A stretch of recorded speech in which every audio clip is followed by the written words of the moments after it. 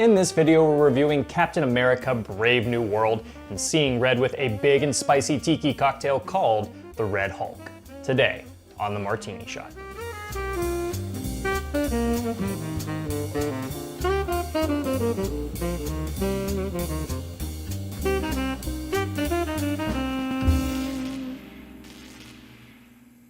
Hello and welcome to the Martini Shot, the home of movie reviews and movie-themed cocktails. Before we get into the review, let's whip ourselves up a drink. So the Red Hulk is going to be a big red cocktail packed with a lot of alcohol inspired by tiki cocktails. So you're going to be finding 3 different types of rum in here, a little bit of fruit juice, and just a little hint of spice. So in a shaker, you're going to be adding 1 ounce of lime juice, 1.5 ounces of cranberry juice, half an ounce of Cointreau, half an ounce of ancho chili liqueur, half an ounce of 151 rum, 1 ounce of white rum, 1 ounce of spiced rum, and then finally a small dash of grenadine. Add ice to your shaker and give it a good shake to chill it. Once you're done, go ahead and grab a tiki glass or a similarly tall glass, fill it with ice, and go ahead and strain your cocktail into it. And then with a lit match, we are carefully going to be adding a little bit of smoked cinnamon on top of the cocktail. There you go, now you have a Red Hulk. I definitely wouldn't skimp out on the cinnamon on top. I think it makes a world of difference. It starts you off with this nice little smoky and sweet approach before you get into more of the brighter, more powerful flavors. It's a really great balance of the sweetness of the cranberry juice as well as the kick of all the different alcohols we have in here. The chili liqueur is a bit understated. You could up it a bit if you want a little bit of a spicier drink, but as it stands right now, it's a very manageable spice that really kind of comes in on the back end, just kind of lingers on your tongue for a little tingle. And like most tiki drinks, this one will definitely pack a punch. It has quite a lot of alcohol in it, so even though it's going to be hard to resist the urge, definitely want to sip on this one. But yeah, overall, sweet, smoky, bright fruit flavors. It's a bit of a riff on a tiki drink, but just familiar enough that you're not going to be mad about it. Now that we have our drink, let's get right into the review.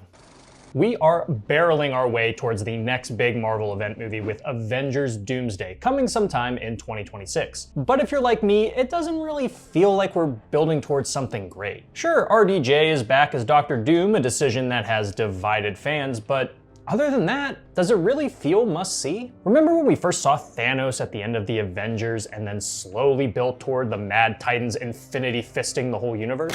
There was not only hype, but a clear progression of how we were getting there and who the major players were going to be. But at the moment, the Avengers don't exist, but Sam Wilson as Captain America is supposedly leading the charge to reforming the group. But if this movie was supposed to be our springboard to that inevitable end, I don't think Marvel fully stuck the landing. The MCU is going through a bit of an identity problem right now with no real clear direction on where it's going or what it's trying to accomplish. Well, other than make a shitload of money. Its films and shows are wildly swinging in quality for a few reasons, whether it be a desire to produce stories as plainly and directly as possible, or to throw as many references as possible at you to trick you into thinking the product is more exciting than it is. The latest addition to the Captain America quadrilogy is mostly the former, lacking in the weight or style of the past films while presenting a quote-unquote political thriller that doesn't actually have anything political to say. Central ideas like Wilson earning the title of captain are shoved to the back in order to not retread ground,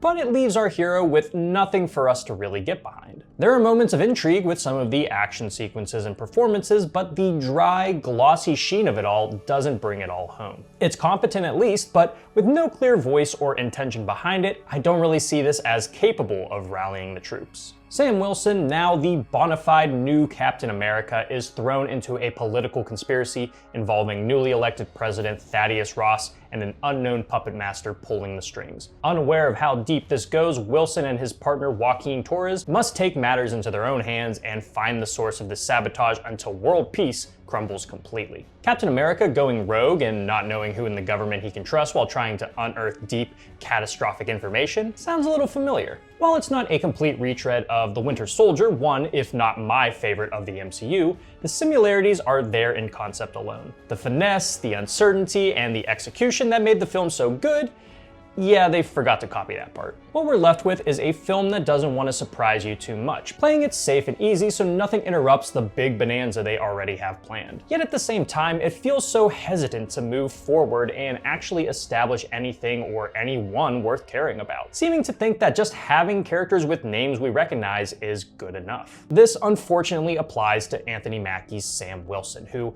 isn't given much of a chance to reaffirm himself as the MCU's new leader. His rebelling against the establishment comes from a place of narrative necessity rather than personal conflict, even though the pieces are there. The Falcon and the Winter Soldier show dealt with Wilson wrestling with convincing the world he's worthy of adopting the title of Captain America, and Brave New World doesn't really have that same kind of personal conflict. The world has accepted him more or less, so you would think the next step would be to see Sam reaffirming himself that he's the right choice. And we get the tiniest sprinklings of that, but it never materializes into anything remotely interesting. What's unfortunate is that the script never gives Mackie much room to let his charisma shine through, relegating him to dry plot speak or quips that don't always hit the mark. Out of the whole cast, I actually found President Ross to be one of the more interesting characters. Now portrayed by Harrison Ford, Thunderbolt Ross is a president weighed down by the misdeeds of his past, looking to move beyond them while never really taking responsibility for them. That could actually be pretty compelling, but his demons are never really given the gravitas they properly deserve. Instead, the film focuses more on building towards his turn as the Red Hulk,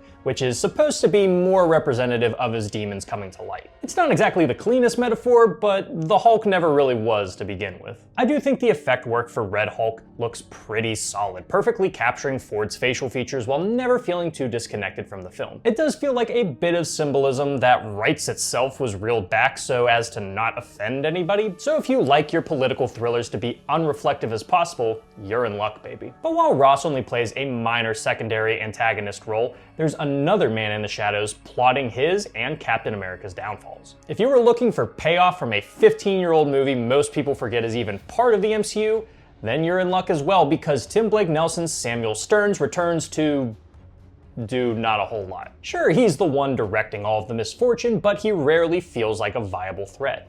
Compared to Baron Zemo, who was in a similar role in Captain America Civil War, Stearns' impact and emotion behind his actions feel way too flat and uneventful. He's supposed to be a genius, but only feels that way because the film tells us he is. He's written like one of those movie geniuses who you can tell is smart because they appear to know the exact probability of every outcome, even though he's wrong a lot of the times. Even though his design is a bit of a far cry from how he looks in the comics, I do like what we got, which comes off as both horrifying and tragic. I just wish that played way more into the actual character. Falcon and the Winter Soldier may not have been a perfect show, but at least it actually made some efforts to be about something. An occasionally misguided and often surface level something, but something nonetheless. To not even attempt to follow up on the world and direction that show established is pretty confusing, especially when the final choice for plot progression revolves around two of the most disliked films in the MCU. And it doesn't even use these hanging plot threads in interesting ways. That dead celestial that's chilling in the Indian Ocean is just used as a backdrop and nothing else. Its only real use is to be a half-baked tool to push the film's message of, come on guys, we should all be kind to one another and work together. And look, not every film needs to have an overtly political message behind it, but when your film looks like a political thriller, talks like a political thriller, and shits the bed like a political thriller, I expect it to smell a little bit like a political thriller. Additionally, the visual style of the film is just so uninteresting and bland, falling in line with many of the MCU's films of the last few years. Action sequences present some fun ideas, especially with Wilson's flying added into the mix, but they mostly feel weightless and are presented as boringly as possible. For slower moments, the film is mostly concerned with getting as much coverage as possible, rather than using the camera to do some of the narrative heavy lifting. When I think of films like Blowout and the Bourne films, I remember how intentful the camera was in instilling the right kind of emotion that was needed to make these films thrilling. But even when this film is looking to fulfill its superhero genre requirements, it does so with such little intrigue or innovation that I don't think I'll be remembering any of the action sequences after, well, now. And as for the writing, I swear Marvel is starting to do that same thing Netflix has employed, where they've been making it a point to have dialogue explaining what's happening as much as possible just in case you happen to be looking down at your phone. There's so many times where something's happening and then a character seemingly has to say exactly what just happened. The dialogue talks to the audience more than it talks to the characters, and that's an issue. Right now, the highest compliment I can give this film is competent. Despite its lack of originality or style, it's not outright terrible.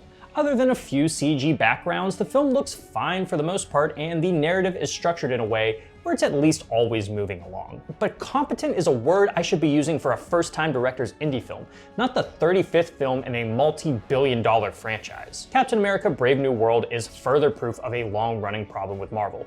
They're more interested in throwing money at big-name actors rather than creative minds looking to tell creative stories. They've backed themselves into a corner where they have so many characters and continuities to manage that they can't afford anyone to try anything bold or, dare I say, brave. The characters are flat action figures flown through bare-bone narratives that are too afraid to offer any real humanity or reflections of the world we live in. It's mostly watchable, but so are most things you'll find at the theater. I remember a time that wasn't the case for the MCU, but I don't think that's gonna change anytime soon. In short, Brave New World, same old shit. For my rating, I'm giving this film 2 cherry blossoms out of 5. Guys, thank you so much for tuning into this episode of the Martini Shot. If you saw Captain America: Brave New World, let me know what you thought about it down in the comments.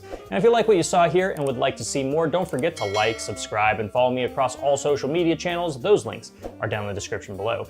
And if you enjoy movie reviews and movie-themed cocktails, be sure to check out my website, martinishot.blog.